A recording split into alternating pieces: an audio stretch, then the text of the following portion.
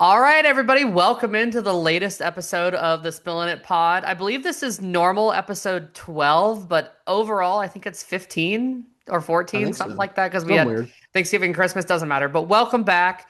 We're here to talk ball. No NFL. This is our second one, I think, with zero NFL content. So that's It's gonna be a well, while.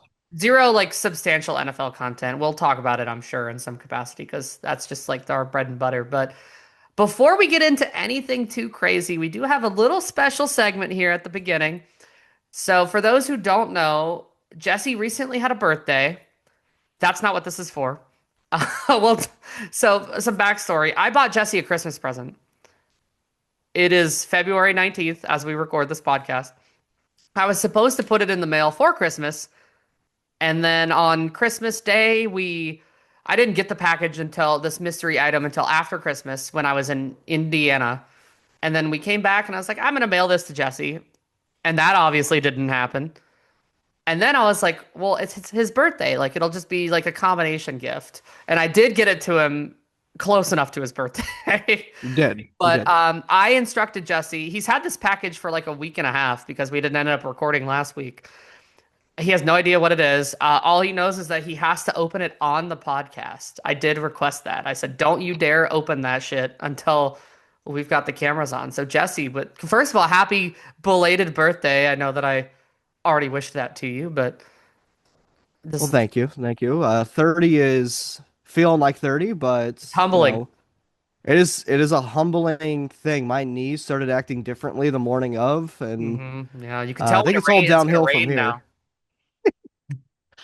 Um, I just want to say one, thank you for thanking me and getting me a gift. And two, if this is one of those like glitter bomb things, I'm driving to your house tonight. I don't care if it's 8 hours away, and we're I gonna have never thought words. about that, but that would have been worth its weight in gold. Just you opening it and We would have just cut the episode right there. Roll the credits because I am done for the the, evening. the 12th and final episode of the Spillin' It Pod. It is not a glitter bomb. There is no danger associated with this gift. Well, good. All right, let's see what we got. We have a cloth of some sort. What do we have here? Ooh! Ooh, that is clean. So you Look didn't at know this, this, Jesse, but folks. we have a merch budget, We got merch. and it We got features both merch. of us. Yes. And my father and stepfather-in-law, they also received theirs, but they got theirs too. Actually, I love it. So this is clearly I got a couple quarter zips with our podcast logo. My dad always wants Yes. quarter zips for Christmas. For some reason, I don't know how he doesn't run out, but or how he runs out to the point that he needs them, We I know guess. what you meant. But so I was like, you know what'd be funny? And well, actually, I think I had the idea for you first. I was like, I want to get Jesse something. Yeah, I was like, I want to get Jesse something with our podcast logo on it. So I was like, a quarter Yeah. zip is good. And then I was like, would be funny if I gave my dad a quarter zip. And then Brian, my Cheyenne's stepdad, my stepfather-in-law, is like our most loyal listener. Like he listens the day they come out and he'll like talk to me about like what we talk about. And I'm like, he Incredible. definitely needs a quarter zip. Oh So yeah. we both have quarter zips now. So I love it. Thank you so much. I've I'll been be wearing wearing up to mine, but work I've and been people are very going to be like, what particular. is that? I've been wearing mine and I've been very particular about like I can't post any photos with this quarter zip or Jesse's gonna be like, dude, what the hell? Someone to be like, hey, But happy birthday and Merry Christmas. thank you. Thank you. Thank you. That's very much appreciated. You've always been a great gift giver.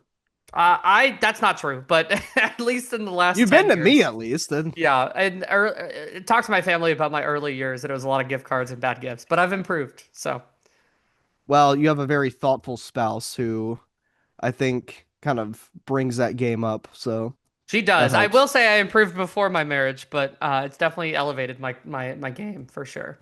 Well, awesome. Well, thank you. That just made my day. Yeah. In a normal world, I'd be like, like let's put them on, but I know that you're melting in your apartment, so I'm not gonna make you put a quarter zip on. And I'm I also really probably hot. should I turn the literally AC had it on. on. I took it off. I'm like, we'll throw them on, and now I'm like, I was actually really hot, and I'm still hot. So like, instead we'll have the Halliburton and the Jesse's guns as our display. Whew. All right, Getting moving right hotter in here along. now. We're going to start this podcast. Jesse, you wanted to talk a little hoop, which we'll talk a Yes. lot of hoop upcoming in this podcast. But why don't you kick this one off? So this is just going to be just kind of a straight up reaction piece here. And we're just going to kind of start spitting about what's been going on in the league because I feel like there has been just a lot of things happening head spinningly fast with the NBA. And since we have neglected it on this pod quite a bit to talk about the NFL, I do want to catch up on some things. I'm interested to hear your thoughts on the happenings here. So the first one is going to be probably the biggest headline that we've seen in the NBA over the last Absolutely week or so. preposterous. And this just reminds me of the meme with the sign, and it's like day since the NBA was unnecessarily dramatic, It's 0. always zero. And we 100% reset that timer on this one, and it's the Kevin Durant burner situation, that saga. Unbelievable. And it's just it's incredible. If you don't know, there has been an account that has been tweeting for years on some very pro Kevin Durant propaganda, I guess you could say. Um, and if you've been on Twitter for a while and you have followed Kevin Durant, the writing style is identical to how Kevin's Mhm. tweeted in the past, and it also lines up almost exactly with the same things that he has said outside of, you know, his box that he normally keeps himself in. With Kevin Durant, this isn't the first time he's been caught doing something like this. It It's probably won't not. be the last. No But shot at the last. I'm just interested to hear what you have to say about this because part of me is like, this is detrimental to the team and the teams that he has been on over the years for him to continue acting like this. And brother, you're almost 40. One. But two, the entertainment factor of this is too good to pass up because as much as we can criticize some of the things that Kevin Durant says, he's outrageously entertaining when he has no Oh my filter. God, he's the best follow in sports. Um, So, what's your take on this? Yeah, so I'm of two minds here. First of all, I want to briefly bring up one of my favorite Kevin Durant tweets, and there are many. We just don't have athletes that are on Twitter as often as Kevin Durant. He's more online than probably the rest of us combined. It's unbelievable. I think this man plays ball and plays Twitter, and that's all he does.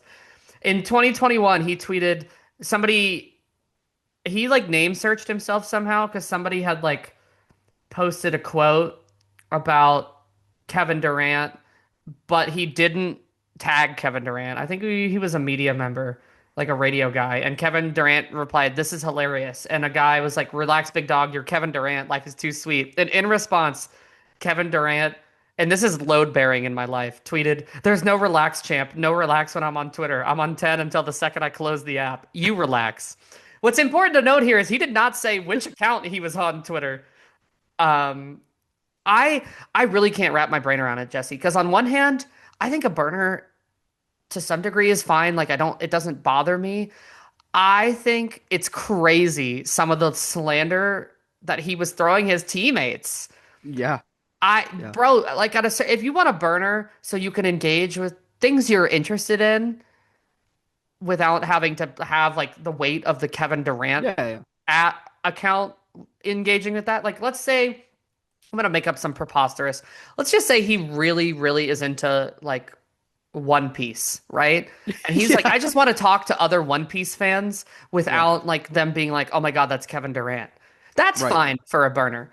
But bro, like text your friends if you're gonna slander your coworkers. Like everyone else, just be like a normal person and do it. You don't need a whole Twitter account defending yourself and like being like, man, I like some of the stuff he was saying about Jabari Parker is like dude, how do you show up to work the next day? And it was one of those like it broke during the All-Star game, right? During Mm-hmm. that day. Mm-hmm. And every clip of Durant that you saw was him on his phone. Like he looked like he said like it's all Twitter bullshit and not real, but like dude, it's real. His face during the pregame stuff when they're doing all the announcements And and introductions, he that boy is guilty. yeah, and so like I have no problem with athletes having the burner, having a burner to slander your coworkers and just like Across gas your multiple gas jobs. yourself up. Like I'm a big Kevin Durant defender. I love that he's on Twitter like arguing with random people with 60 followers. but as himself, right? If you feel like you need to hide behind some like anonymous account to do that, because I'm very much like nobody should be anonymous. Like on, No, I no, hate if you're gonna like tweet at people, like you should do it with your whole chest instead of hiding absolutely. behind like some sort of like cartoon picture or whatever. So that's kind of where I'm at is like it's insane to me that like this is the level that like one of the a first ballot Hall of Fame, like no doubt one of the best players to play basketball is just also doing this. Like he's deranged like us. And it's incredible because the NBA has had a surprisingly long and proud history of things like this happening, right? With the It's always some 76ers GM bullshit. doing this. It's always the NBA. And when people ask me, they're like, how do you like the NBA? Like, there's some, and I understand people that are college hoop purists, right? That enjoy college hoop.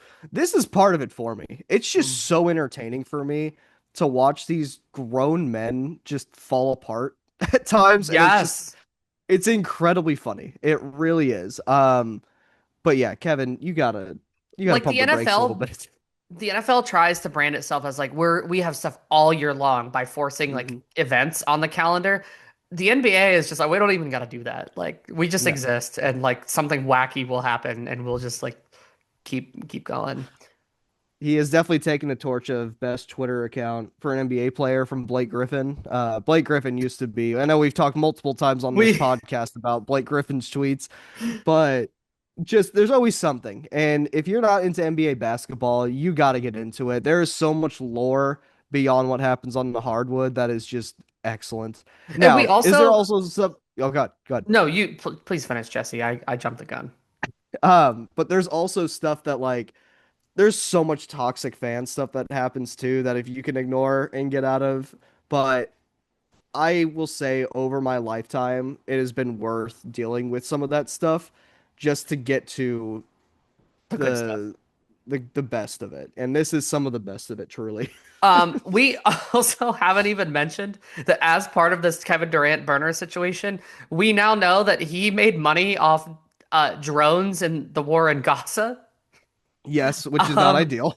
which is a really, really bad thing, It's and a bad look for the will league. change the way that I think about Kevin Durant as a human It's being. true.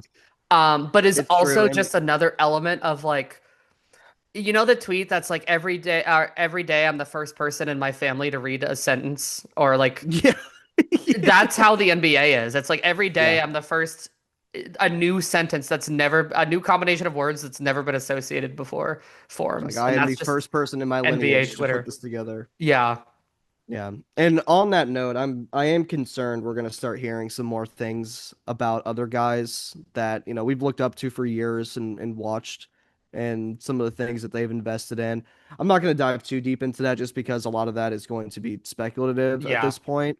But it is disappointing, to see Tremendously. people that, you grow up watching that you're like, oh, these are going to be like the guys I remember forever, and you're like, ah. Not that I thought that, a lot of them were like the pillars of society, but it's just disappointing. Know where your money's For going and know sure. what you're supporting.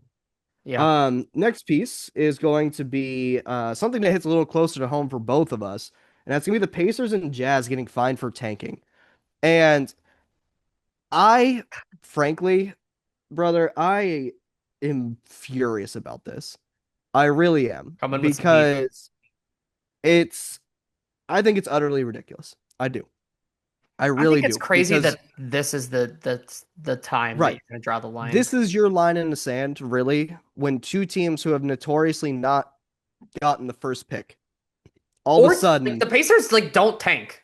Like they don't. They don't. And they have built their team in such an interesting and what people are going to call ethical way. They have one of the cleanest cap sheets in the league. And they run their organization in such a way that it's a model franchise for a small market, the way that they have built this team up, right? And you want to take an opportunity away, and for what, right? And I have a yeah. lot to say about who this is coming from later on, and it's actually going to be my ending segments. Is going to be a piece on this, but with that being said, I have loved the coalition of Pacers and Jazz fans coming together. Like Seriously? Right? Like all of a sudden Two we're of the in three line whitest to fan get base. something here. We're in line to get something here, and now you want to start making this an issue. Like, I get it. You want your teams to be competitive, but Pascal Siakam has played some of the most minutes he's ever played. At that point, he'd only missed 4 games in the season. And you want to sit here and tell me that they're going to get threatened with losing a draft pick? I have seen some egregious tanking from other Yeah, I was trying to franchises. Google, have were the Sixers ever even fined for the process? I don't think so. I really don't think Like, so. which was the most, like, they were out loud, like, yeah, we Yes, don't want to be good. And like, did you see the Jazz owner was like, how are you gonna fine us when we won the game? right. And then also, like, one of the players in question for the Jazz, particularly, was Jaren Jackson Jr., who then it was discovered like had like a growth in his leg. Yes. And they fined them. They announced the And they fine still after that find was them. It was discovered. like Yeah. that's why I'm also mad, but it's also more I'm just more like this is the hard line you're taking. Like Yeah. this time, like, bro, I promise you what the Nets are gonna put on the floor in the next couple months. And Chicago, like the Hmm. Bulls traded for like 11 guards. We literally laughed about it on the last pod. Right. How is that not also like who's playing the post for them right now? Like Josh Giddey. Josh Giddey might be their center. Like, and like, yeah, if Siaka, like, the thing about the whole, like, this whole, like, anti-load management and, like, the end, I understand, like, you want your best players to play, but they're also 82 games is just not realistic. No. It never has been for guys, and when guys do, unless you're Mikal Bridges, apparently, but everybody else they don't play 82 really. That's just No. like not real with the way that bodies are now and the the speed and the physicality of today's game and just the way that our athletes are. Like that's just not Yeah. real. And to take such a hard line stance on this in this instance for these teams is baffling to me. And the thing that I question too, like there's no way that Halliburton's going to be playing back to backs next year. There's no way, No right? shot. There's not a chance. Are you going to get mad at them for that too? Like, where is the line? I guess is my question. And yes, was that the most watchable basketball game that's ever occurred between the Jazz and the Pacers? No, but it's not like these teams were fighting for playoff spots and they just randomly decided at that point anyway, right? So I don't know. Just as a basketball fan, it was baffling. As a Pacers fan, it was infuriating because 6'8" Jalen Smith starting tonight at center for the Bulls, but amazing, amazing. that's doesn't matter. And I don't know. It was very frustrating to me. Another thing that frustrated me is going to be this next piece of it, and it's going to be Giannis Antetokounmpo partnering with Kalshi. Let it, The bro. if you're not familiar with Kalshi, they don't call themselves a gambling app. I don't know how. They call themselves a prediction market, Which is and just you fancy for gambling. it is, and it's the same load of crap that they tried to pull with the daily fantasy years ago. Okay, call a spade a spade. Call it what it is, right? It is what it is. But with Kalshi, you are basically allowed to bet on anything.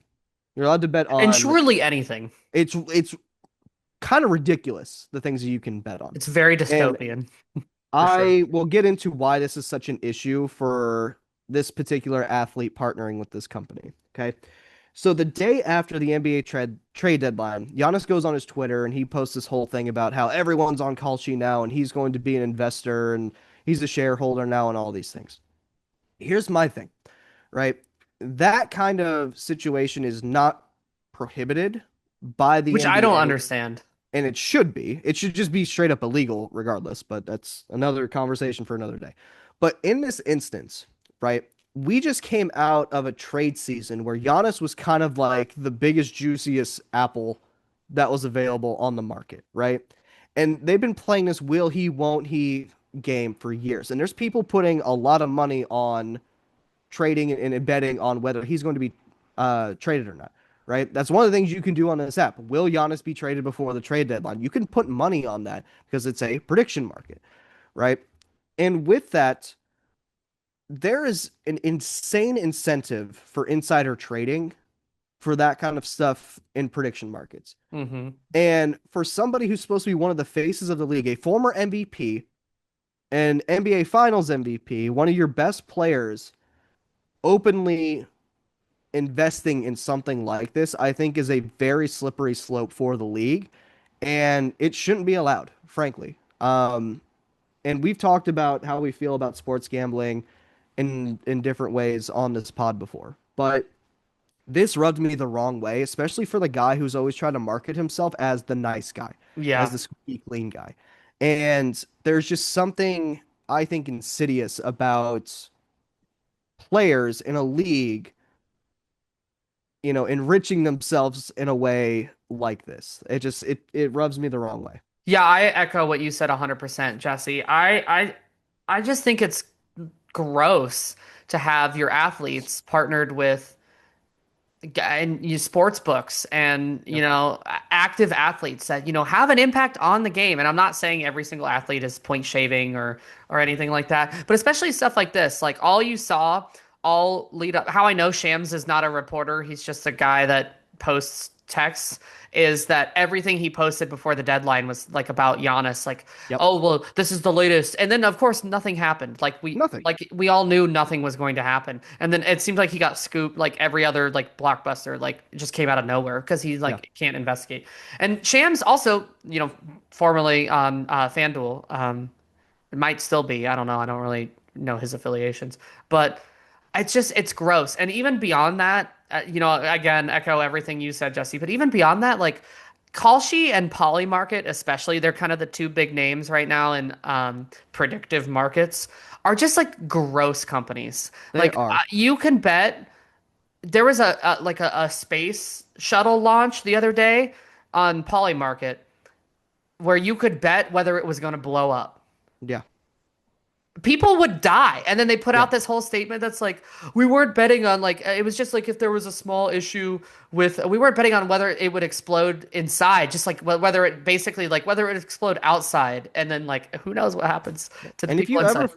if you ever happen to stumble upon some of their content on social media, they're not like pleasant No, accounts they're either. gross. It's just very grimy. And like Yes. Kalshi, you could bet like, will there be fewer um how like will Donald Trump cut 17 more than 17,000 government jobs. Like you're betting on whether people are losing their jobs. Like Yeah. it's extremely dystopian. Every sci-fi movie you've ever seen where they're like, "Oh, the future is horrible. Like everything is monetized." That's what these are. It's what it is. You're betting on people's lives, sometimes quite literally. Yes.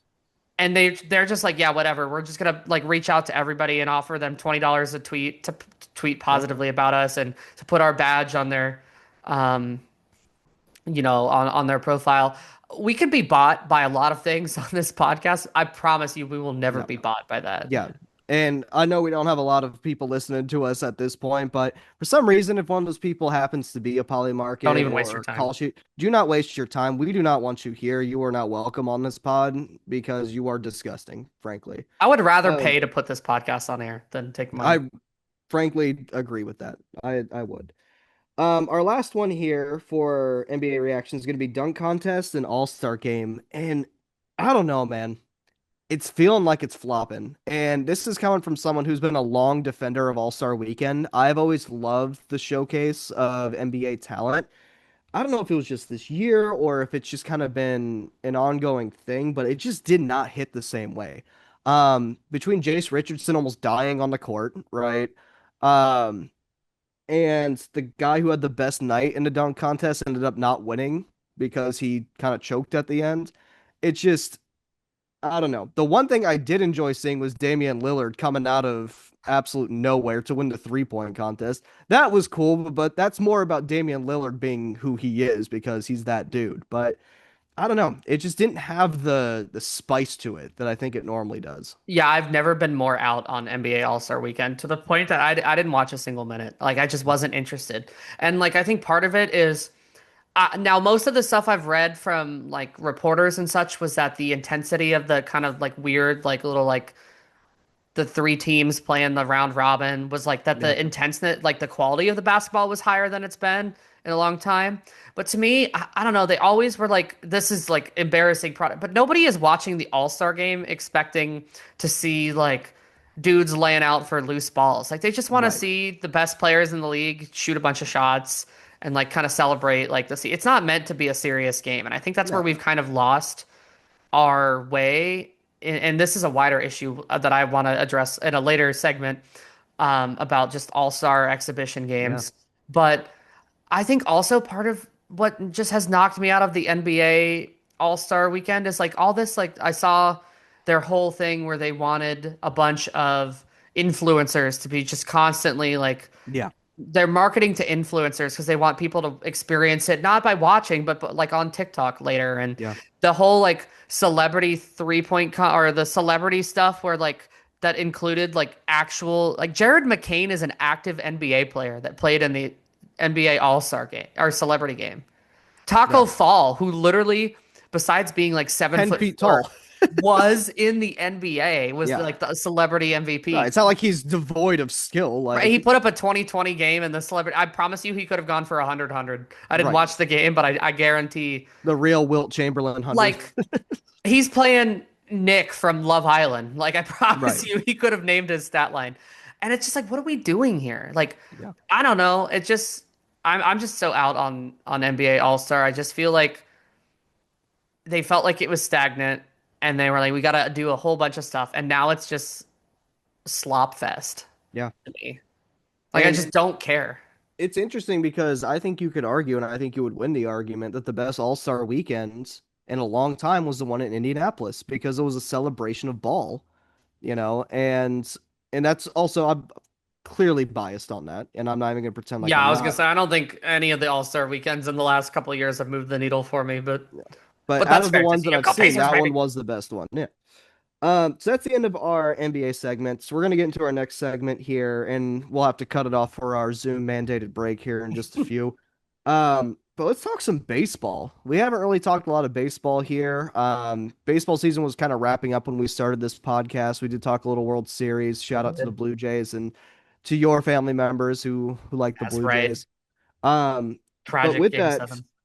um, we're gonna go ahead and get into some predictions. We're gonna do some division winners. We're gonna get into our World Series and then some awards here. So let's go ahead and start with our division winners, and let's go on the AL side. Go ahead and give me your three division winners for the AL. I'm so glad you didn't also ask for wild cards because I was like, man, I don't know. So listen, I had a hard time with a lot of these. Mm, For the AL East, I really wanted to pick Toronto. I think yeah, Toronto has a good shot. They lost Bo Bichette, but they reloaded on some other talent. They've got some good young talent, but I have a hard time picking them as a division winner here. right. I really didn't want to do this, but I went with the Yankees. Okay. I they're also not that great, but it's just I feel like it could be a down year for the AL East. Baltimore is a mess still. Who Tampa Bay is just in they're on the downswing currently. Maybe they'll probably end up winning 85 games because That's Tampa. that's Tampa, but I'm gonna go with the Yankees. I just feel like they have the most trust. This is crazy to say about the New York Yankees in this current day and age. I just feel like they have the most trustworthy roster right now. Because they got the Um, guy. they have something to them that I think is just a little bit more than anybody else in that division. So that's who I went with in the AL East. In the Central, I don't know if I'm like the Yankees also Cody Bellinger kind of a big acquisition. Yeah. I meant to mention that. Sorry, I'm looking through my notes.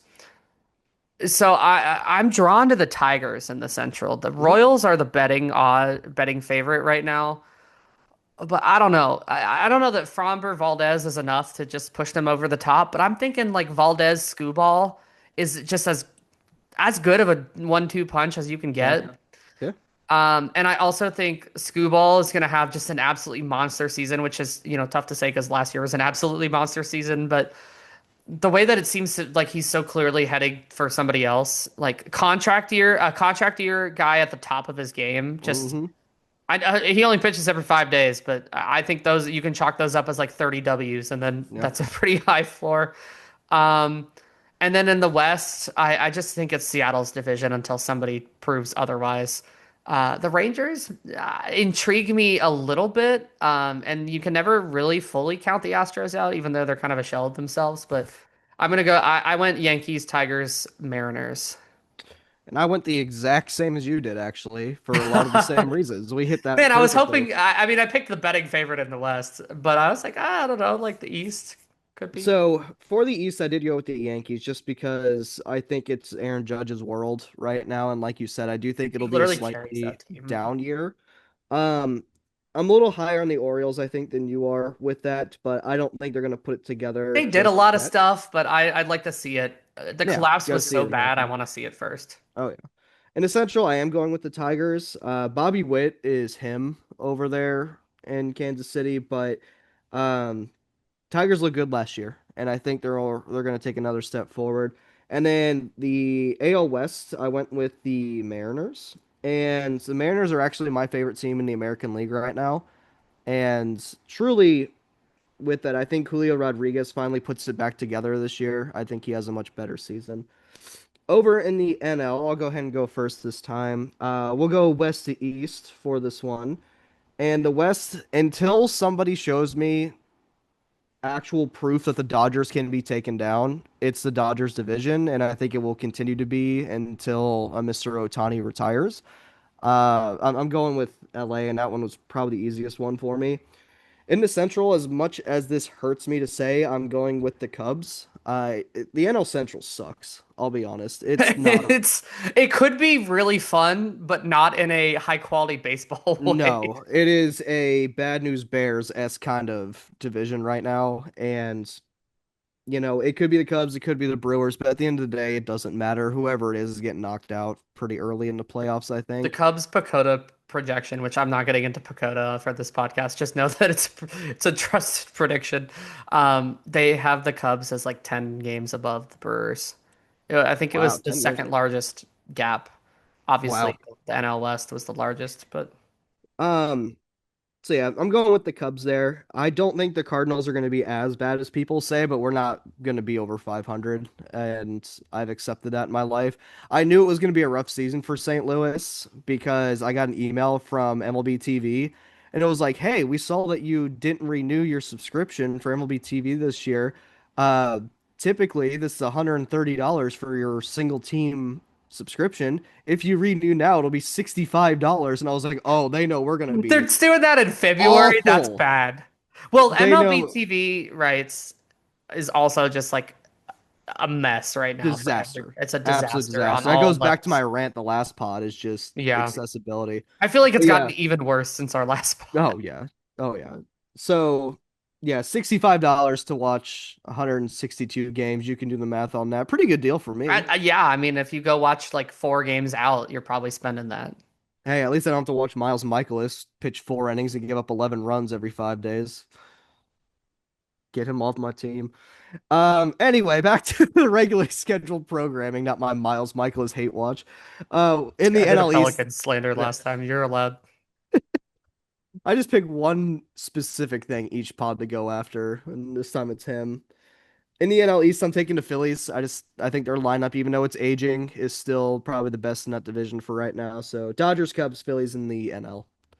All right, well, we have a minute and 45 seconds here, so we'll take our quick Zoom break, which will be nothing for you guys, and then I'll come back with my NL predictions. And we are back to the Spillin It podcast. Thank you for sticking with us through that long ad break and all the revenue we're bringing in. We appreciate you guys We sticking do it through for it. our fans.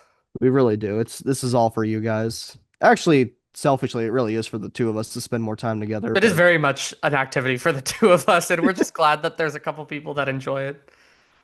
anyway, where were we? Oh yes, My the NL the NL divisions. predictions. Yeah, Please so I'm gonna take it go in away. the reverse order of you. I'm gonna start with the NL East. Okay.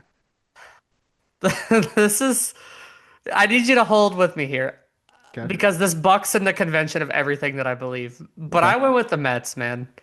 Um, I respect it. I really do. I don't trust the Phillies at all. Not Schwarber leaving is not like a tremendous loss for them. The vibes are apparently going to be 15 times better, and the alcohol consumption during the game is going to be down. That's for the public safety. And apparently he was taking valuable BP away from JT Real Muto so his son could take BP before the playoff game, which is I can't believe people allowed that to happen for a guy that they were not going to re-sign. Anyway, the Mets spent so much money and did so many things this offseason that it's almost kind of like I don't the rational part of me is like I don't really feel like you can just microwave it like that. And also Right. I don't really trust the Mets either because they collapse at every occasion and they did lose a lot of valuable players. However, I don't know, man. They brought in some good players. Bo Bichette, Freddie Peralta, Luis Robert, Marcus Semien, a bunch of other like pitchers, and I don't know. I just for some reason I'm drawn to the Mets. So I picked the Mets in the East. They got the names for sure. I respect it. In the Central, I also just like it's really the Mets or the Phillies. The Braves are a shell of themselves, and I have no faith in them whatsoever. In the Central, I went with the Cubs. You know, I thought about the Brewers, but trading Freddie Peralta for like not a lot back that's going to help you this year is pretty tough, and they're just trapped in that like we're not going to spend a lot of money. So I went with the Cubs because they're just I think the clear best team. Although a little bit of commotion for the Reds, who I think could be kind of spicy. Oh yeah. Um, Sorry, Jesse, I don't believe in the Cardinals this year. No, no one does. They're The they're not Cardinals going to don't even be believe in the doormats. Cardinals. I don't think the Pirates exist, but I also kind of part of me is like, oh man, I really want to get there with the Pirates. I just can't do it. And then obviously in the West, I don't think there's a lot that needs to be said here. You know, the combination of young talent, hitting and pitching. I went with the Rockies. It just seems like a natural choice. That they're the clear favorites in the West, so I went with Colorado. Okay. No, I just like I'm just so over the Dodgers as a concept. It's clearly the Dodgers, but I I just am like so over the Dodgers. I don't. I And am too. the solution Everyone is is. not, and we can talk about this maybe on a different pod as we barrel towards the season and as more stuff happens behind the scenes, which I think is going to happen rapidly in the next couple months. Salary cap is not the solution. Salary No. floor, you could get to me, but I think a more punitive luxury tax situation would be beneficial for the Dodgers. It's just hard because it's like I don't want to like cap the earning potential of the players unfairly Right. and benefit the owners. I definitely don't. I'm always anti owner, support the players, but it's also ridiculous that you could just sign Kyle Tucker and just add Yeah. Kyle Tucker to that roster. So At least banning the deferral money situation yeah, is I think getting rid utterly of deferrals ridiculous. also like if with the luxury tax stuff, take draft picks.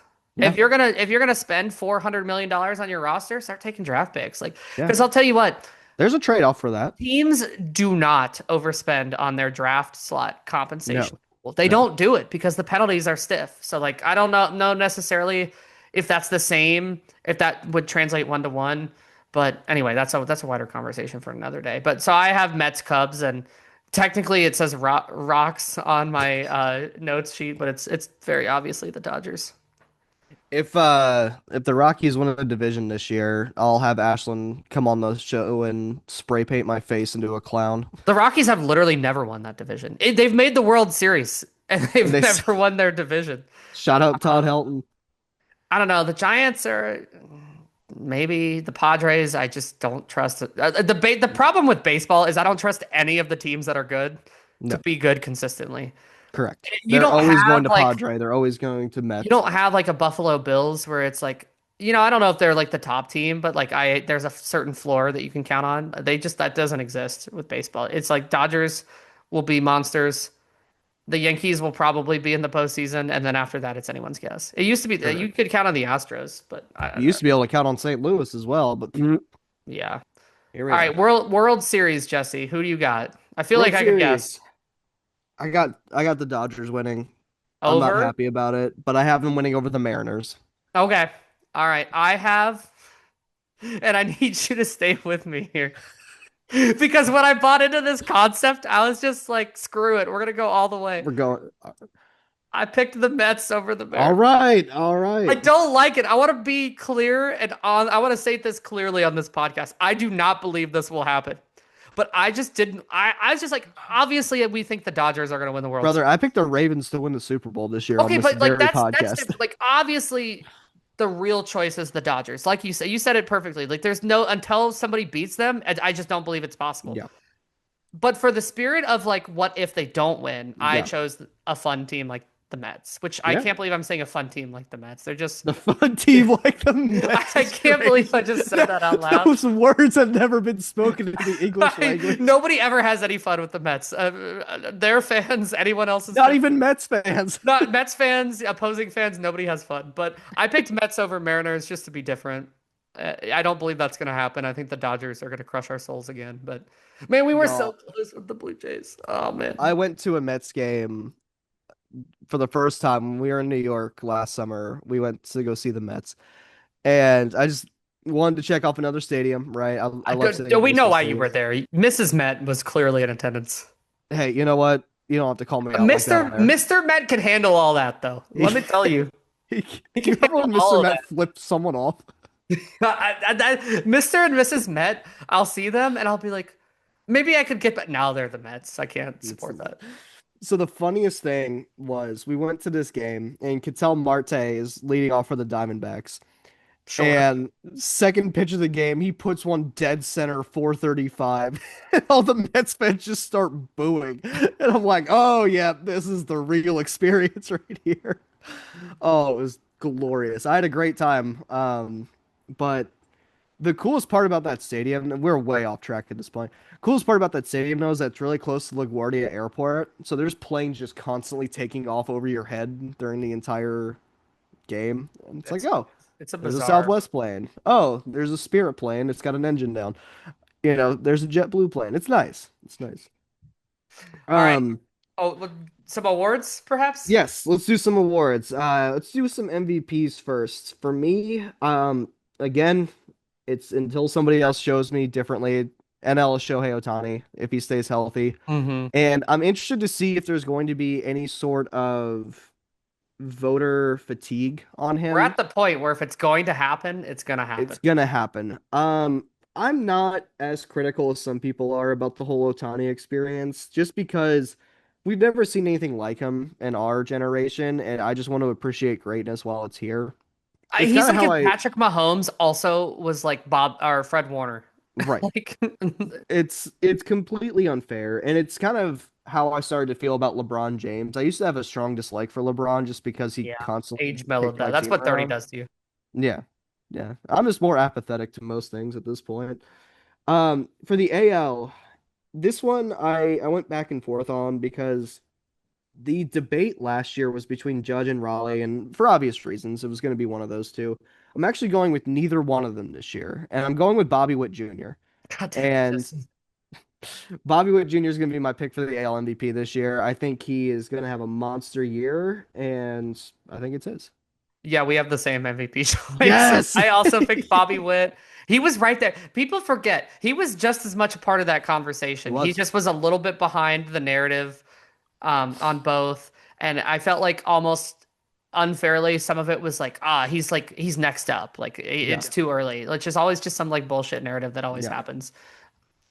But I I hate that Otani plays for the Dodgers because I love Shohei I Otani, love man. And everything like about him. I get it. Like he's won every year and people are like, "Oh, well, he's the only guy that like pitches like he pitches and he hits."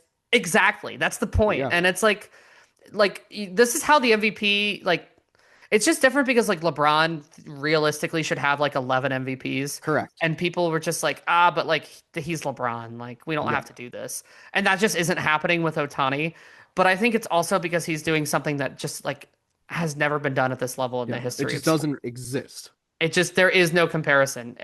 Babe Ruth played on both sides, but like nowhere near this But level. yeah, the third baseman had a milk jug for a mitt back then. You know what I Yeah, and mean? Like, he was not that great of a pitcher. So, um, he didn't it's do it just for that long. it's truly like I will never be over Shohei Ohtani and his brilliance. So, and I also clearly the voters aren't really ready to do that either.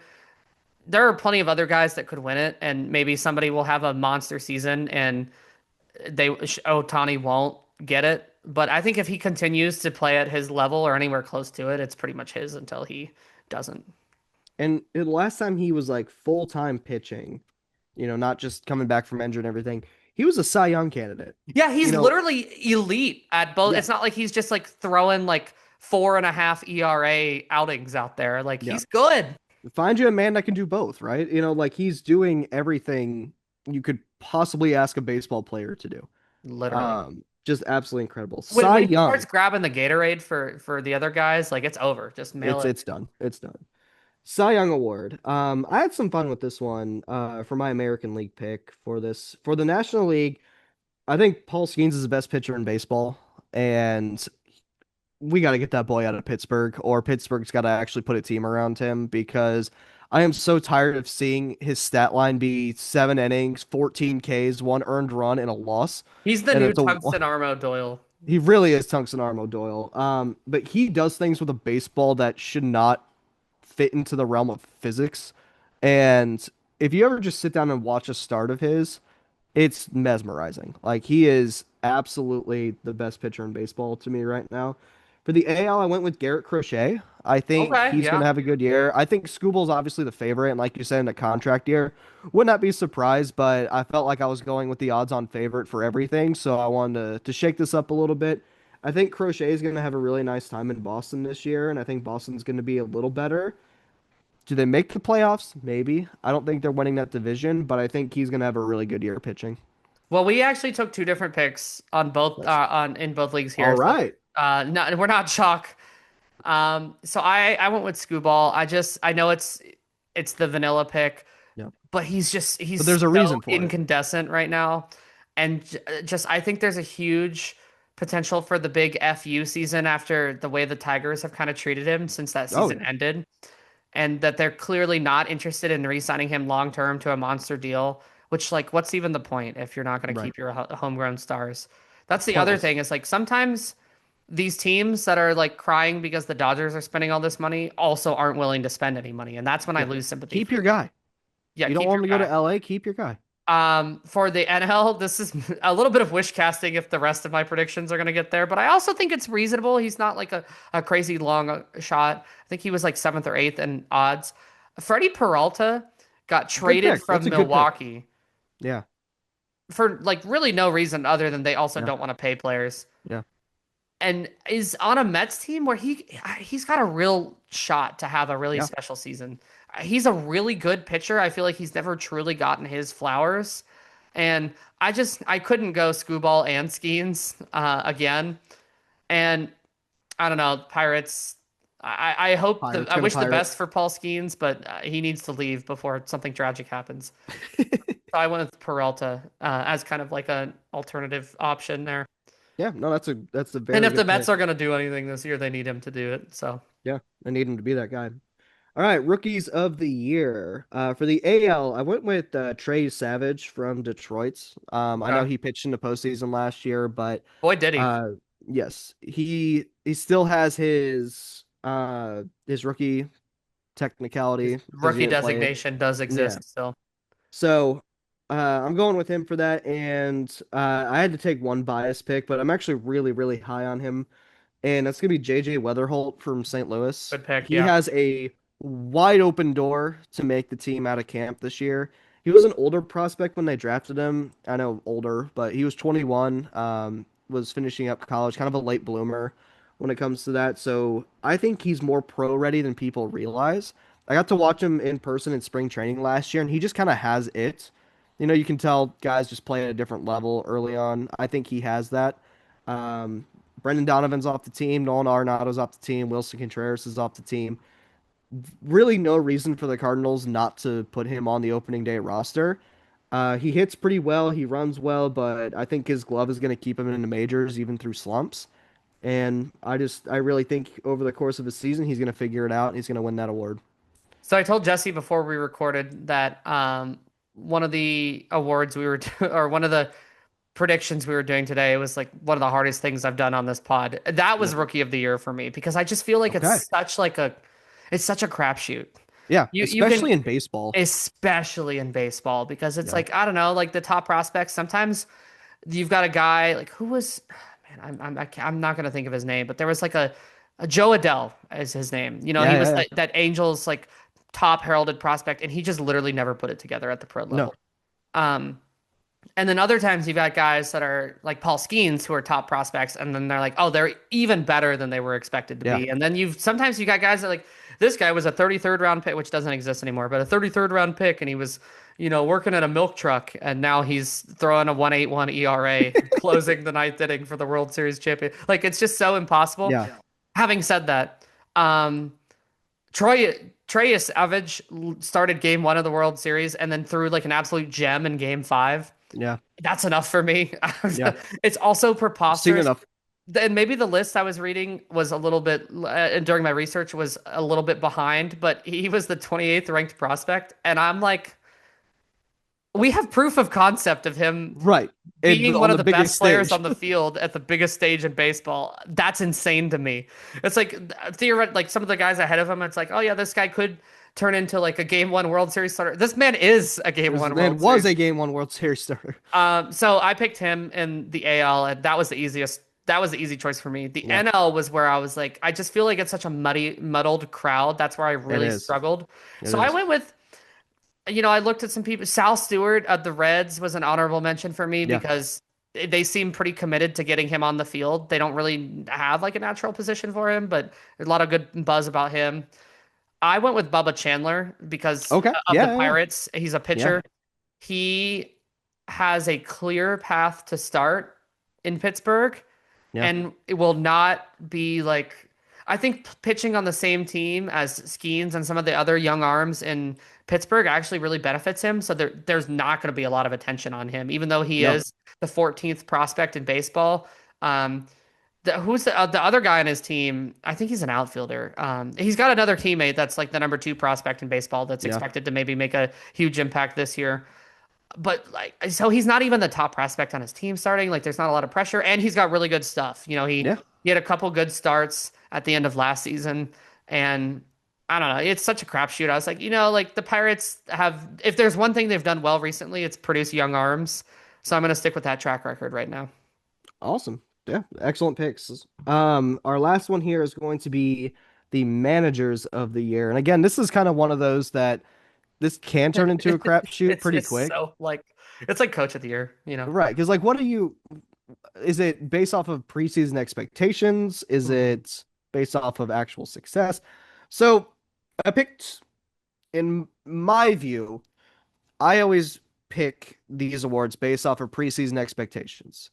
So my two are going to be Craig Albernaz from Baltimore, the new manager in Yeah. Baltimore. Um, I do think they squeak into the playoffs this year. I think they have too much talent, and I think he's the right guy to put them over the hump just a bit. And his pedigree's pretty good. He came from the coaching staff with Stephen Vogt on the Guardians, and I just think he's gonna be the guy that rights the ship for Baltimore. If he's not, I'm kind of in hashtag panic mode for them the next couple years because they had some of the best prospect pools in a long time, and if they can't put it together, then that is a catastrophic failure. Not And great. then for the NL, I'm also going with the team I think is going to surprisingly squeak into the playoffs, and you actually alluded to them earlier. I think Terry Francona is Cincinnati. I think they're going to have a really good year this year. I think Ellie De La Cruz could fight potentially for an MVP if he plays his cards right and stays healthy. But some about Francona, I've always kind of liked how he manages. And I don't know. They got some cool pieces. They got some fun things happening. If they can get any pitching at all to hit whatsoever, Hmm. I think they're going to be in good shape. Yeah, they were pretty competitive for a good chunk of last season. Yeah. Then they faded late down the stretch. Injuries piled up a little bit, and they were also just so young. I don't know. I like the Reds' potential. So I took in the American League Dan Wilson of Seattle. I Good pick. picked them to make the World Series. That's one where I feel like it's a pick that usually doesn't happen, like we kind of alluded to, where it's just like you were a preseason favorite and then you just performed to expectations. You Yeah. usually don't get the manager of the year for that, but I just feel like Seattle has a chance to be really, really special this year Hmm. in that league, especially where there is no Dodgers Yeah. kind of looming over the rest of the league. So I went with Dan Wilson, and I'm pivoting out of panic because my manager of the year pick was Carlos Mendoza of the Mets. Because I'm like, well, if I'm going to put them in the World Series, I feel like it has to be the manager of the year. But I cannot All put chips in. I cannot push all chips in. So I'm going to take the coward's way out and go with Craig Counsell because I think the Cubs are Also going a to good be pick. a pretty Also a good pick. clear uh, cut winner in the National League outside of the Dodgers, which I pulled up. I hope I still have that pulled up because I was looking at the odds. Obviously, I like looking at the odds just to see. And Dave Roberts is fifth, which is hilarious Wow. because they're going to win like 115 games maybe, Right. but he's just not going to be He's a just not gonna factor win. because it's like, well, you have a $450 million roster. Like, no shit. But Which and I don't think it's necessarily fair to it's the same argument that people had about Steve Kerr years ago as the yeah. Warriors coach. Steve Kerr's a good coach, right? Hmm. Dave Roberts is a good manager. And I don't think there's really any significant doubt about that.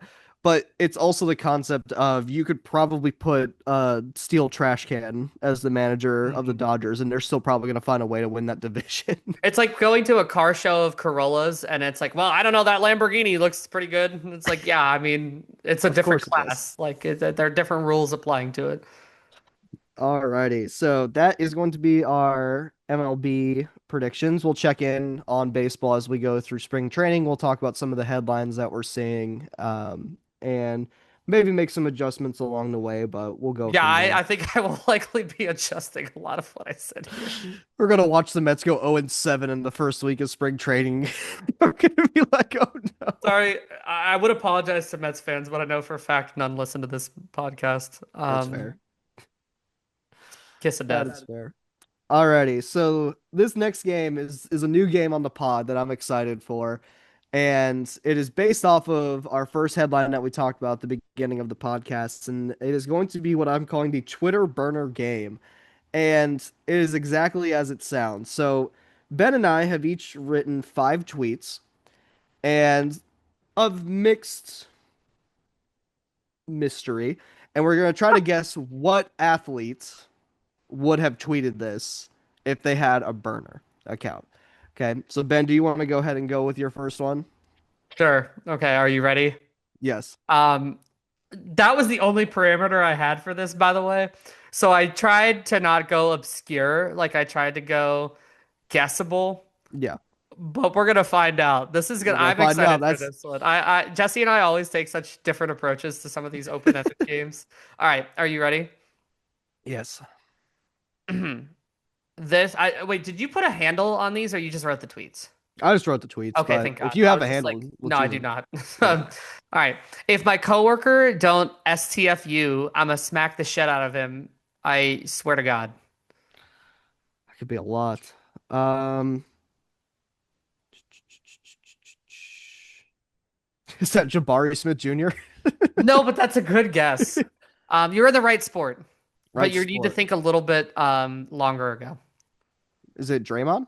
It is Draymond Green about Jordan Poole.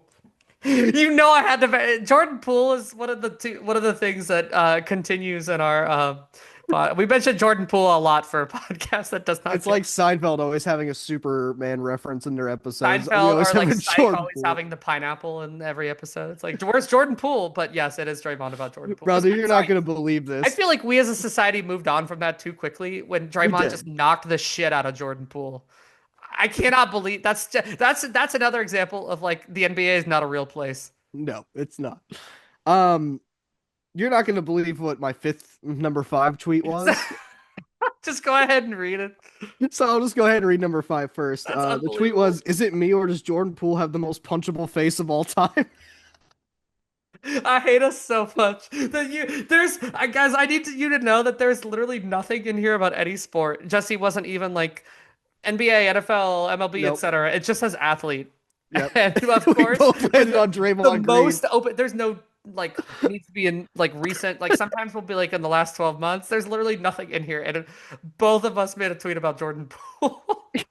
Absolutely incredible. Same mind. All right. My next one, um, I guess is kind of more less specific than it's definitely less specific than Jordan Poole. But I'm thinking of somebody in particular, but I guess you could apply it to other people. Okay. so it's maybe not a good tweet for this game, but help, I accidentally just became too important at work. Oh man, that could apply to. Is that Stidham from the It is Jared Broncos? Stidham. Let's go, baby. I was like, oh, Yes. well, it's pretty recent. So, Yeah, and yeah, I love sad that one. Broncos, but All right. My next one. It's not his fault. His offensive line is a loose saloon door. it's about Justin Herbert, It is not, but you're getting closer. Drake May, Also, no, but you're getting closer. offensive line being a loose saloon door. It's been an issue his whole career. Is this an active player? Yes, it is. Joe Burrow? It is Burrow. Okay, all right, yeah, Very that's nice.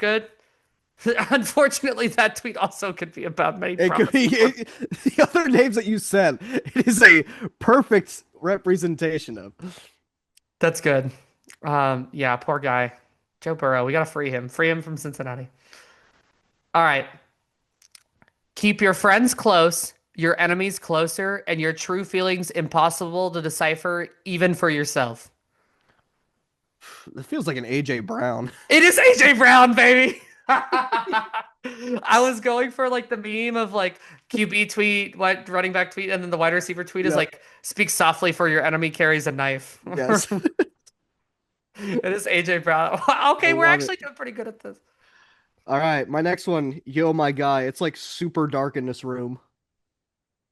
Oh my God, it's like super dark in this room. Oh boy, Jesse, you're better at this than I am. Okay. Is it? It's not Tua, is it? It's not No, a concussion that's thing. that's dark, man. Well, yeah. It is a quarterback though. It is a quarterback. Super dark in this room. Is it Stafford when he was in like the Airbus before the season? No, but it is an older Is it quarterback. Philip Rivers? It's not. Joe Flacco? Oh, it's wait a minute. I'm overthinking this. It's Aaron Rodgers. It is Aaron Rodgers. Very good. I'm super overthinking. Wow, that's embarrassing. I wanted to have, and there's no way for me to like convey this on the pod, but I wanted to have like a bunch of misspellings since he's typing in the dark. I can't believe that my first thought was concussion. That's dark, It's man. time to look in the mirror. All right, my fourth tweet. And now, Jesse, I did break the rules slightly. Okay. This tweet is specifically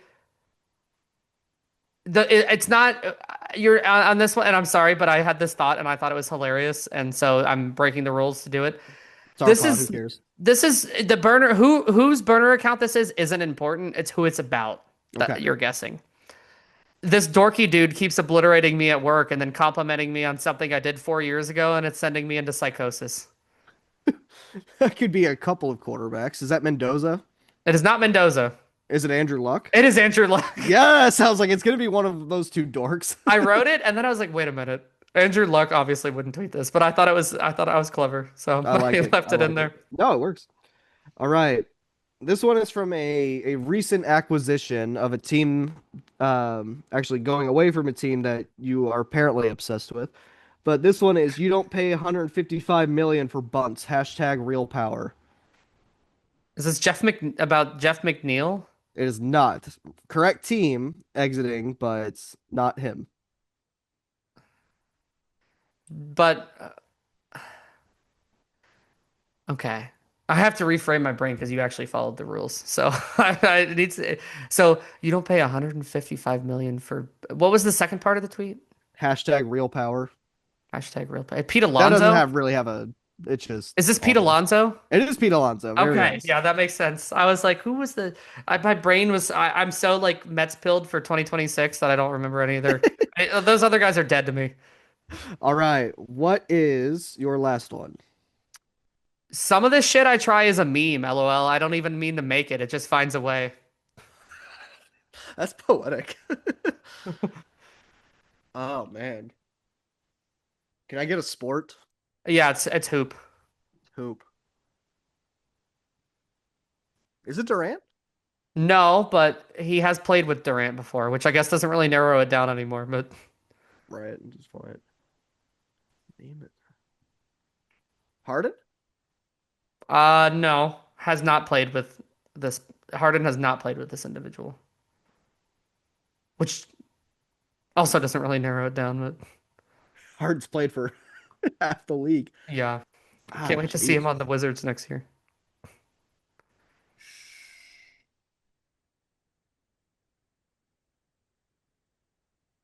I'm lost. Who is it? Steph Curry, man, Oh, Curry. you were Excellent. close. You were close. You stumped me. I had point guard. I had point guard. You did. All You right. had, and you had former Warrior And my last one. Real men fear the 3-point line. Ben Simmons. Ben Simmons, yes. That was fun. That was I fun. We're too enjoyed that. diseased. We got too many of them right, I feel like. I love it. I still can't get over that we both had just beating up Jordan Poole. The fact that 20% of our tweets out of all 10 are Jordan Poole is hilarious. Absolutely incredible. All right, we only got a few minutes left before our next Zoom mandated break, so we'll go ahead and take it. On the flip side of this, we have another game we're going to play about video games, and then we're going to rant a little bit at the end. We'll catch you on the flip side. We'll be back. All right, welcome back for our hopefully last ad break there. So sorry to spam you with all those ads. I know everything has got an ad these days, but We got to put bread on the table. if you want to subscribe to the premium version of this podcast, like Venmo me like $5 and I'll send you one where I just seamlessly edit it together. I'm willing to do that. That's worth the labor. All right, we got one more game, Jesse. You pitched kind of a deranged idea that I loved immediately as soon as I saw it. I think you said like I cooked on this outline, not gonna lie, which you definitely did on that first game, and it went very well. So I'm excited to see how this one goes. So why don't you cue this one up for us? All right, so this is we are putting together the worst video game of all time, but the caveat is we have to pull in elements of other games that have already been released. So my example that I gave was like the graphics updates of MLB The Show over time. That's going to be one of the elements of the game. So we're pooling 5 elements together to create the worst possible video game. So what I was gonna ask for clarification, then I was like, it'll be more fun to do this. I assume we both built our own video games, right? Yeah. Or are we collaboratively doing this? Oh yeah, we both built our own. Okay, good. Because Yeah. I did. So Yeah, I'm that's what I glad. did. Yeah. So I feel like the best way to do this then is one of us does all five at a time and then Yeah. the other does. Okay, yeah. Do you want to Yeah. go first or second? Is your Uh, game. I'll go first. Why not? Before we do that, do want to shout out the Indiana Pacers for dropping a loss to the Washington Wizards tonight. Damn. 7-point loss. And What did Jordan look, Poole have? listen, I'm not saying that the Pacers are tanking. I'm just saying maybe they have a military contract with General Dynamic Land Systems, which, if you didn't know, is the manufacturer for tanks in the U.S. military currently. Can I But you're getting a very specific humor on this pod, and if you don't like it, you can leave. I don't care at this point. can I read you the guys that started for the Wizards? Let's hear it. This is a team that we lost to. My wife's cracking up at my Um, horrible Tristan choices. Vucevic, Kaishan George, Bub Carrington, Bilal Coulibaly, and Trey Johnson. Is it Bubs Carrington or Bub? Is it It's more Bub than one? Carrington. I think it's Bub. Um, and then the corpse of Anthony Gill played 31 Yo, minutes for the Wizards. Anthony Gill. Sharif Cooper played 24 minutes for the Wizards. Alondis Williams played 28, and Kaderi Richmond played 29. Oh, bro, find that team. Why is that Right? team not being fined? Don't look at I mean, we did play 22 minutes, only 22 minutes of Nemhard, only 15 minutes of Neesmith. Oh, that's pretty troubling. Find both. I don't know, man. Anyway, Jesse, you were about to do your video game, I think. Bro, on a side note, I love Andrew Nemhard. He's my favorite pacer right now. Dog. Like, I adore him, but this is an all-time tank stat line if I've ever seen it. 5 points on 2 of 7 shooting, 4 assists, 6 turnovers, and 2 fouls in 22 minutes. Rick was like, just pop an edible and go see what happens. Just spin around 3 times really quick in this office chair and go This shoot a time three. you have to go do a crossover before you do anything. That's the challenge today. We're getting 27 minutes of Micah Potter. Okay. Anyway, let's not delay the inevitable anymore. Let's do this video game thing that we already introduced 5 minutes ago. But again, it's the Spillin It Pod. So, element number one is going to be the playability of Cyberpunk 2077 at launch. I want That's my game deranged. to play as well as the console version of that game. So bad that, in fact, the PlayStation Store had to take it off and issue refunds for people. Element number two, I want the voice acting in the movie tie-in game for Spider-Man 2. If you haven't heard it, you are in for whatever the opposite of a treat is. Tobey Maguire gives the most soulless, lifeless performance of his life in it. It is excellent. The NPCs are even better. If you haven't seen it, go look it up on YouTube. Trust me, it is worth your time. Element number three, I want something that is going to push the boundaries. So, with that, I am picking the innovation of the Madden franchise Okay. and just the constant sweeping changes that they have made to that franchise to make it better over time.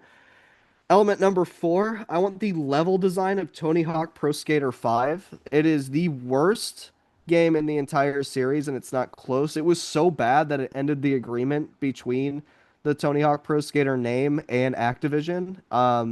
If you have never played it, imagine trying to bake a loaf of bread and you have to put it in your oven for 3 hours. Randomly, after 45 minutes, you say that's enough, and you end up with bread soup. That is Tony Hawk Pro Skater 5. It is an You're absolute sick, man. abomination. It is awful. And element number five, I cannot think of a better way to end out this video game. I want the microtransactions of Star Wars Battlefront 2. Ooh, on And launch.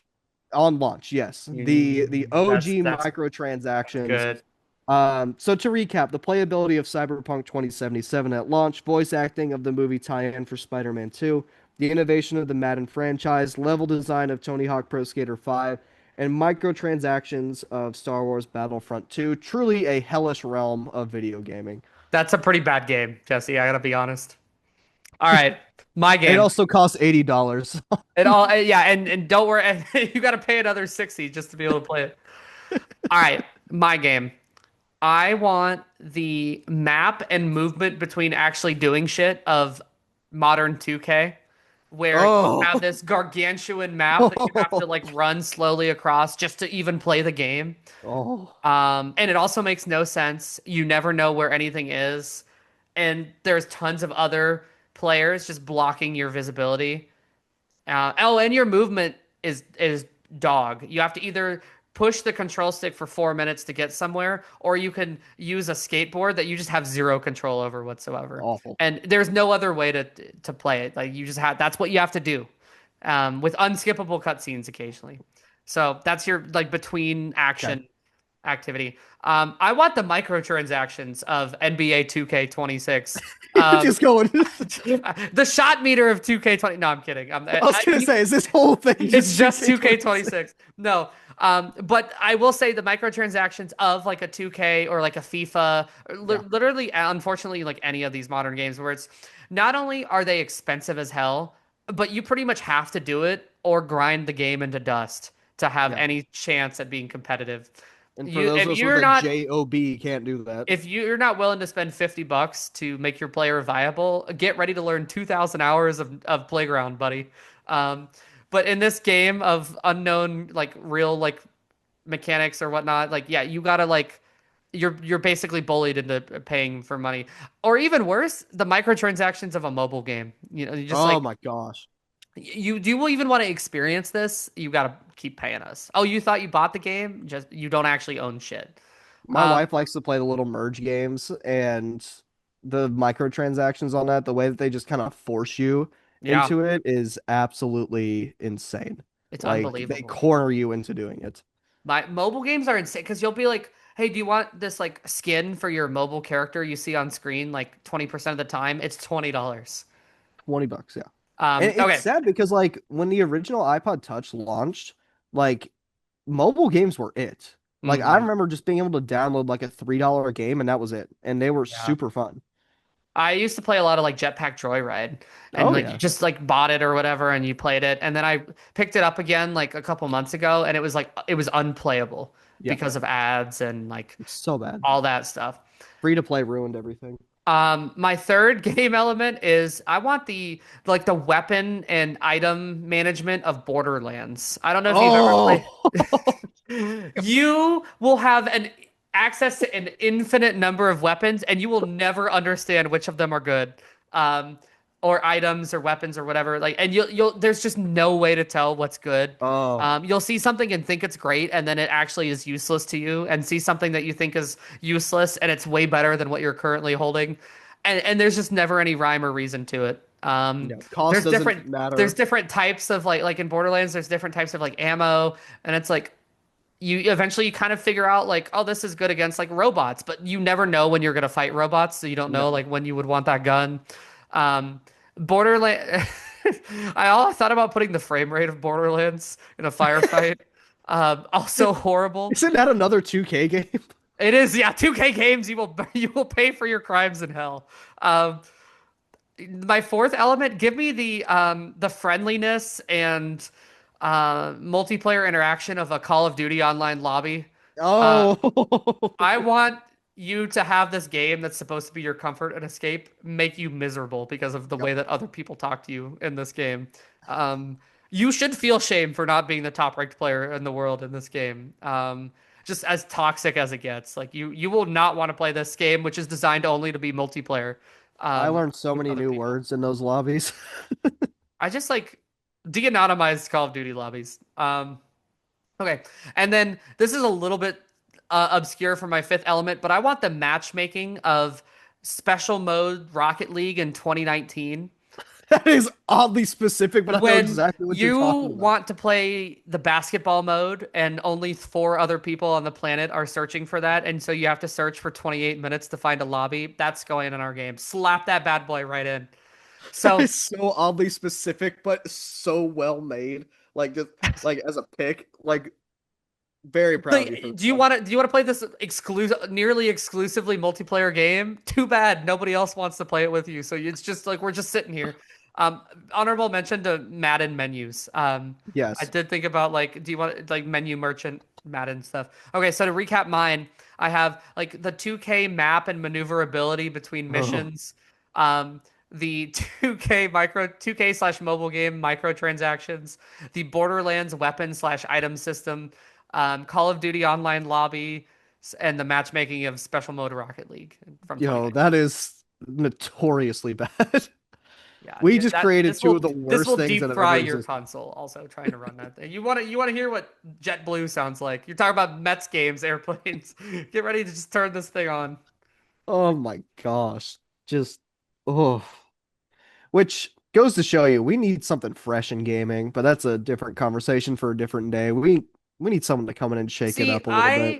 I'm gonna briefly push back on that. I think there's always something fresh. It's just AAA games have gotten stale. Like the Yeah. big budget games are stale for the most part, but there's always like this shameless plug, but always support indie or smaller Oh yeah. developers. Um, there's such good games. Like it's not really indie, but like I played a lot of or not really indie anymore, and never really truly was. But like when Octopath Traveler came out on Yeah, the yeah, yeah. Switch, I played so much of that game. Like it was just so like different and refreshing, and like still similar to games that I enjoyed. Um, but yeah, gaming. I think actually really has almost never been healthier in terms of like creativity. It's just the tentpole games are have never been staler. Yeah. So it's kind of this confluence of Have you factors. ever played you ever played Exit 8? It's been out for a minute. Mm-mm. It's really interesting. It's one of those anomaly games. But it's on I think basically any platform you can it's playable. Um, but they also have a sequel that I played 2 nights ago called Platform 8. It's another anomaly game. At this time you're on a moving train, and it's just interesting. But the game I bought it's indie developer bought it for like $2.75 on the PlayStation Store. Yeah, I'm those are like, always the good that's ones. negligible. Like, but I had a really nice time playing it, and I think it has some replay value as well. Um, I've been playing a lot of Baldur's Gate 3. nice. Well, I've been playing a lot of Stardew Valley, but I bought Baldur's Gate finally, and I've been Stardew. playing with some friends. I have no idea what's happening at any point. I've never played D&D. I've always wanted to. So I'm like, I don't really know how to predict what's going to happen, but I have so much fun doing it. And it's I've watched just so Stranger Things. Does that count? Well, poor choices, maybe. All right. We're gonna just roll into our final segment here. I put this one on the docket because I had some specific stuff that I've kind of touched on a little bit, but I just wanted to. Honestly, I just like giving us a space to share a couple quick thoughts about things that don't really fit into the rest of the episode, but I think are worth talking about. So I called this the takeout.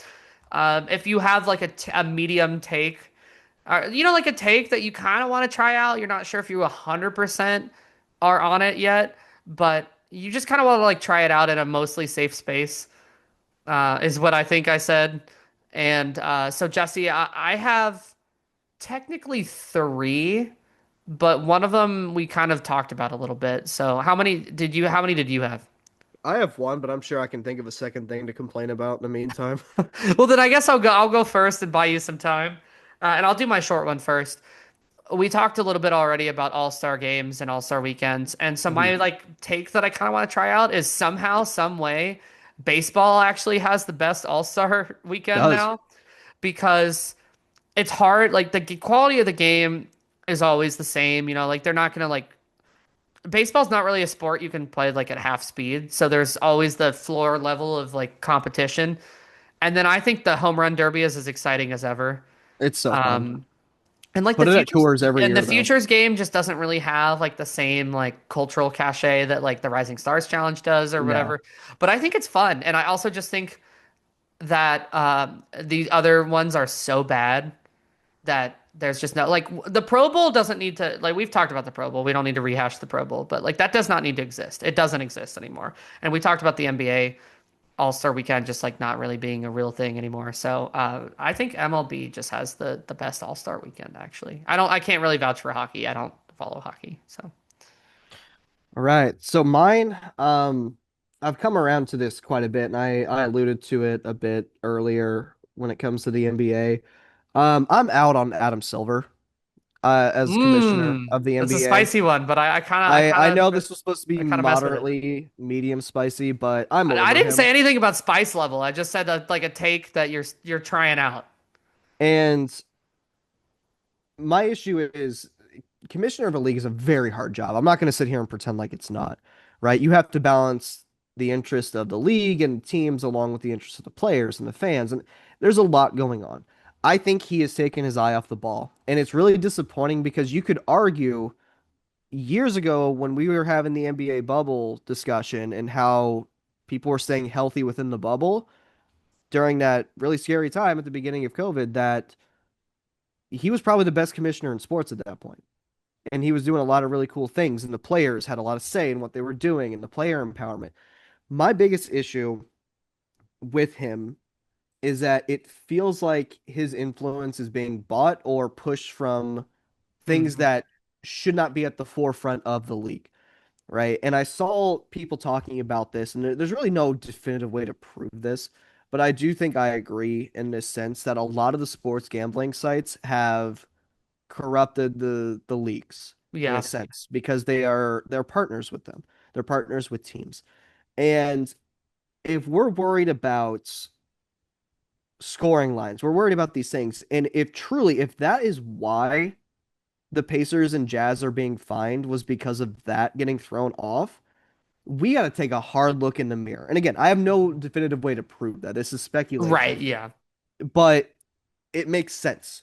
It makes sense as to why now it's a bigger deal than it was 7 years ago, right? For the 76ers. That's my issue, right? Where are your decisions being made from and who is buying those decisions? And if it's things that are not in the best interest of the league, what are we doing, Hmm. right? We've lost it. And I think that trust that he had with a lot of people that he built up, and I think rightfully so, over the course of his first several years as the commissioner of the league, is starting to erode. And as soon as you have fan trust eroding, I think you're losing the battle. Do I think the league is in a healthy place overall? It's hard to say, right? And that's my biggest concern because I love the NBA. I really do. But the issue with the NBA is that it's never, ever going to be the NFL. There's a lot of money in it, don't get me wrong, but it's never going to be the NFL.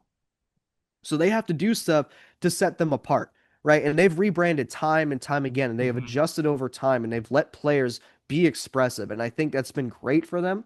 But my biggest issue right now is I don't know if he is the best choice for the future of what the NBA needs to become over time.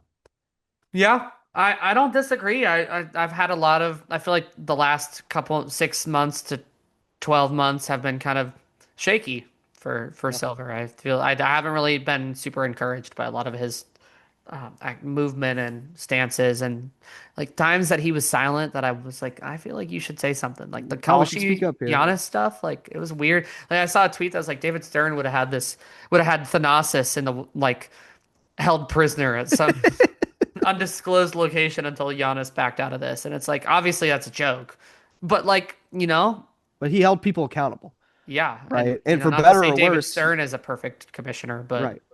But for better or worse, the things that he did, I firmly believed were for the betterment of the league, for the product that was on the floor, for the fans, and for the players themselves. And yeah. we can disagree on some of Except the for the Chris decisions Paul that he trade. made, That was messed except up. for the Chris Paul trade. And we can disagree on things like that. And that's perfectly normal, right? There's going to be disagreements that we have with any of the decisions that commissioners make. But I Yeah. firmly believed that his decisions were made based off of what he thought was best for the NBA. I can't say the same right now about Adam Silver. I just can't. Yeah. I agree. I like that take. All right, my next one. There's not going to be a WNBA season. No.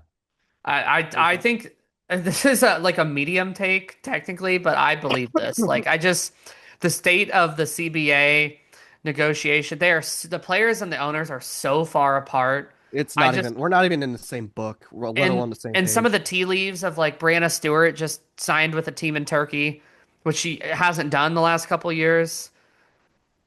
I just it's not happening. It's No, super sad that all this momentum that the W has and they're going to be too far apart to play. But I do not believe that there is WNBA ball. And now, luckily, we do have like Unrivaled and these other leagues that exist and that you can watch. And so there will be women's hoops this year.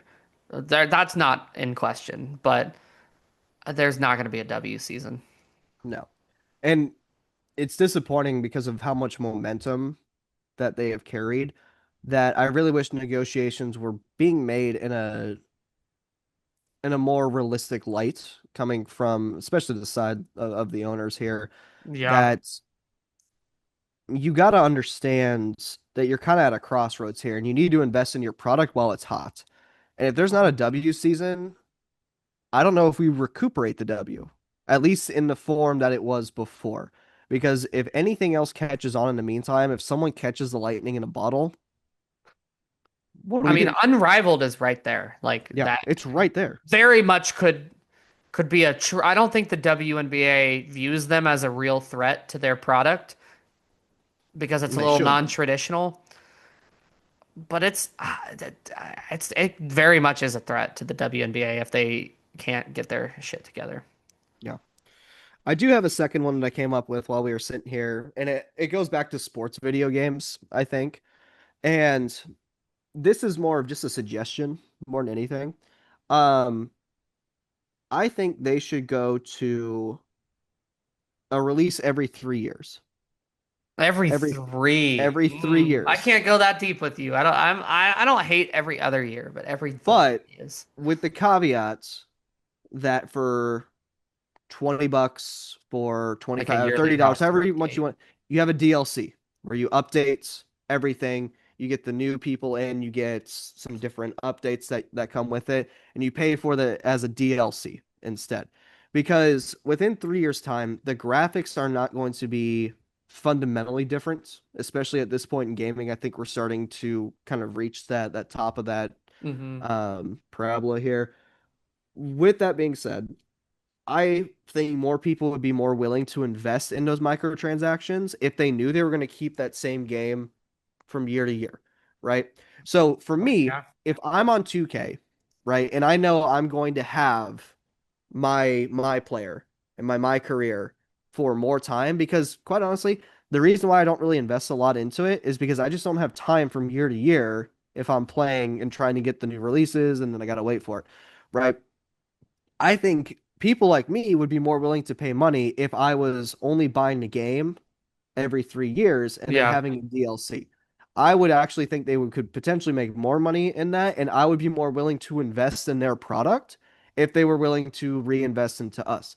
I also think that they would have a better game if they're having every 3 year cycles to release something big, right? Because if the other 2 years you're doing roster updates, you're doing tweaks and different, content based off that, that's not going to take as much time.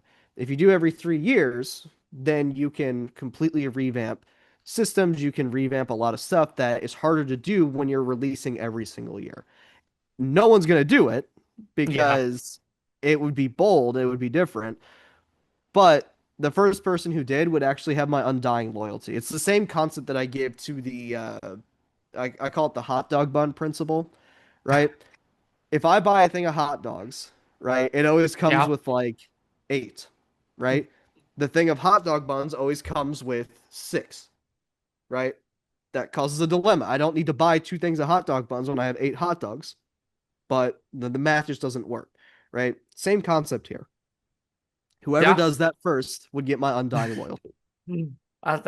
I get that. I think I'm kind of with you. As long as the DLC is not just here's a new roster, and Right. it has like here's like a new roster and like here's a couple features Yeah. and then every couple years you have like here's a completely revamped system and such. Yeah. Because I think sports games are also just so complicated because they're like here's our new tackling system and they test it and they do all that, but then they launch it and they learn like, okay, this is broken, like or Yeah. whatever. So, And it but ends I up think I'm being with more or you. less the I think the same. quality would, I am 100% with you. I used to like I don't really play a lot of 2K these days. Certainly not to the volume where I would like really put time into a my player. But I'll like the careers that I would do in past games. Like yeah, you're right. Like you play so long over the year, and then it's just like that guy's gone forever. Like it's Yeah. over, or at least And a quite feature honestly, where you could carry over a my player. right. And I don't think I have really ever gotten past like the second or third season on a my Yeah, because career. by that point you're a new game's out. Yeah, I don't like the vast majority of gamers don't have the time to put into it like that. If you gave them the time, I guarantee you more people would be willing to invest in it and they would be more invested in what's going on. You could even have it where you have different parts of the My Career story released every year too, right? Have that be part of your DLC, I also right? just don't care about the my player story, bro. I Just don't like either. just It's let just me it's kind play. of dead. Yeah. Yeah. Some of them are so garbage, especially, and I never feel like they've ever added to my experience. I'm just like, bro, Remember that one I where they don't want like to watch these cutscenes. Let me play right. ball. You remember the one where they had like the DJ off the street get a tryout with an NBA team? Like, what Yes. are we doing here? That was the Kyrie Was Irving that cover. freak? Was that frequency Yes. vibrations? Yeah. Frequency vibrations. That was That was the worst one, I think, for garb. me. Absolute garb. All right, I have just one final one, and I don't know if it's as a take as much as like a topic just for us to briefly touch on, Yeah. but I guess my take is I feel like the Indiana Bears are very, very much going to happen. I don't know I if you think so too. saw Yeah. the news today about Hammond, Yeah. but I don't know that the Bears are looking at Arlington Heights in Illinois anymore. I think they're I going to don't think build a so. stadium in Hammond, Indiana, and the relationship between the Bears and the city of Chicago and the state of Illinois seems really fractured right now, and like the It does. leadership in Arlington Heights, which is where their Chicago Metro stadium plan was based. It feels very much like they're going to Indiana, which would mean that Indiana would have two NFL teams, which is hilarious. And Hammond would obviously be the smallest. I've been to Hammond. I don't know if you've ever been to Yeah. Hammond. I interviewed for a job up there a couple times. Not a town really No. of any note. So it would easily be the craziest location for an NFL team. And it's like 30 minutes outside of Chicago, 30 40 Yeah. minutes. It's still part of Chicago in the same sense that like Santa Clara is San Francisco, but Right. it's a lot It's smaller than also that. demonstrably not Chicago. Yes, also very much not Chicago. So, I don't know if you have like a strong feeling one way or the other on it, but I think we're very much going to have, and they'll still be named the Chicago Bears. But Yeah. the meme of the Indiana Bears definitely gonna have, and not the Gary Bears, I guess, but the Hammond Bears for sure. I I struggle with team relocation in general, which is interesting considering my favorite football team is the result of a legendary franchise moving, and Yeah, I do wrestle with that. Um, but I think there's a deeper conversation about using public funds for stadiums for franchises that make an obscene amount of money. mm-hmm. And that's where you lose me. Especially when especially areas in the Midwest that struggle with funding infrastructure projects anyway. It to me, the older that I get, the less I believe in the fact that taxpayers should be footing the bill for these things. 100%. They should definitely not be. I mean, And it's the ugly part of what we root for. it is. And that's a struggle because obviously I think sports teams bring a lot of pride and they bring a lot of different very positive things to the table. Yeah, a But lot at the of same economic time, we're benefit. multi-billion dollar companies at the end of the day. And it's really the only one that asks for this level of public support. Now, in the early days, when the money wasn't flowing in as much, it made more sense to do that. Mm-hmm. I don't think we're there anymore. And I think that's Yeah, going to take a the new massive reality. societal shift because the money has grown so exponentially fast for these teams that they can self-fund. And if you want a new stadium, you should pony up for it, Yeah, and the right? Bears are willing to pay like $2 billion. Sorry, 2 million. Just like that would have been crazy. Two That'll buy a billion, couple rows of seats. 2 billion with a B dollars towards this stadium, but the cost is going to be like 6 or 7 billion. And Yeah. it's like if you can put up 2 billion, then your stadium should be 2 billion. And I know that Yeah. like it's hard because we all want these upgraded facilities, and some teams like truly do like their stadiums suck and they Yeah. need new stadiums in the sense of like being able to provide, benefit to fans and to make a better experience for fans. But I've always been on the side of I don't think the taxpayer should pay for that because there's some taxpayers who are like, yeah, I have season tickets, that sounds great, or I have a business that will benefit from this stadium deal. But there's a lot of people who it just does not bring any value to, and now you're on the Yeah. bill. And exactly like you said, Jesse, it's not like extra money necessarily is going to come out. Although sometimes there is extra money associated. They add like a half penny tax to stuff Yeah. or stuff like Yeah. that. That's what But they did in Indianapolis. even if, that's not occurring, you're 100% right. Public works projects and fixing roadways and improving schools and education and a lot of these projects that just don't get money because the Bears have to have a big shiny Roomba in the middle of Chicago or in BF, Indiana, like Right. it's not right. And it is sad because I think a lot of the teams obviously can't afford all that at once, but Hmm. it's not like the Bears have been secret about their want to have their new stadium, right? Soldier Field is dirt old It is at this very old. point, It's right? sad to lose those old like losing Arrowhead Yeah. in Kansas City. Also, it's sad, but it's just like the reality of like the life And that's what cycle it of is. It is stadiums. what it is, right? But I don't know. I just there's really no other industry that is asking for that level of tax break, Yeah. right? And that's my issue. And then acts Especially indignant when they don't get it. right, right. And acting there's an entitlement feeling to it, and that's the issue that I have. Um, but there's just so many things that aren't being funded right now across the country that gonna be honest with you, new football stadium really isn't high on the priority list. It's a nice to have. Yeah, because like it's not like they can't play at Soldier Field, like it's Yeah. unsafe. It's just like they want an upgrade, and that's fair. But like if you can't foot that, you shouldn't put that onus on the Yeah. And citizen. if you want a new stadium and you only have $2 billion, it costs you 6 or 7 billion, then okay, use that 2 billion and upgrade your stadium that you have, right? Yeah. Or save up, right? And it's funny that a lot of these billionaires tell people like, "Well, spend your money differently. Don't get your avocado toast." Okay, you know, don't Yeah. get your Caleb Williams then. This is easily our most NPR adjacent podcast episode we've I had agree. yet. I agree. But Anyway, that's all I got, yeah, Jesse. that's all I If had you as have well. Nothing else. We're gonna keep talking more ball. Obviously, baseball is not we're not to the season yet. Spring training will start here in the next couple weeks, and we'll talk more ball or baseball when we get to the season. And hoop is in full swing. We'll start talking a little bit more like playoff prediction, season awards when we get closer to it type stuff. But March uh, Madness on the way. March Madness is on the way. Watched a great double overtime Alabama win last night.